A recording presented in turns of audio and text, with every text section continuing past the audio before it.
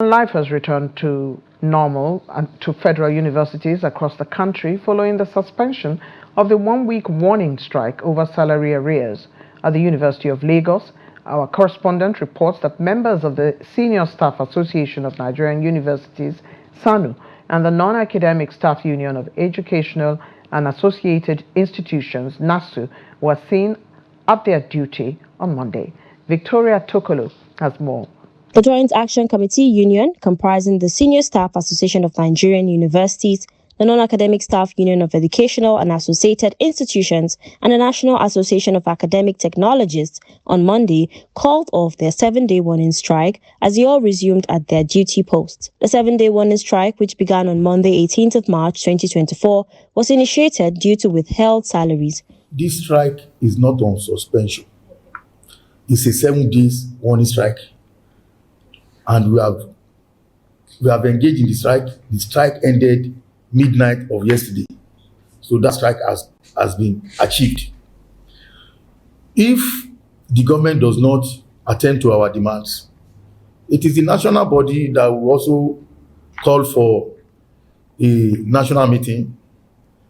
And at the end of the meeting, a decision will be taken whether to go on another 14 days warning strike or 21 days warning strike, or indefinite strike. It depends on the directive of the national body. We don't have the final say. It's the directive of the national that is guiding our decisions here. For my own union, which is NASU, it only lasted for 4 months. Same with SSANU, because we went under the umbrella of JAC. And then Ngige came up with the no work no payment policy. But last year, after the election, President Bola Ahmed Tinubu came in and he said he's given a 4-month waiver for all the university-based unions, irrespective of their affiliations. And to our surprise, the man who was like a mediator then, former House of Representative Speaker, Honorable Femi Gbadabiamila, now the Chief of Staff to the President, single-handedly wrote to the Makata General to pay only ASU. I mean, who does that?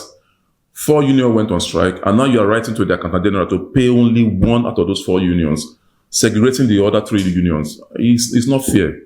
So that was what led to these 7 days protest, which was directed by our national body. Despite the lack of a formal agreement, all non-teaching staff across federal universities in the country have returned to work following a directive from the national body. Their hope is that the federal government will engage more constructively with their leaders to resolve the salary payment issues at Wednesday's meeting between the unions and the federal government.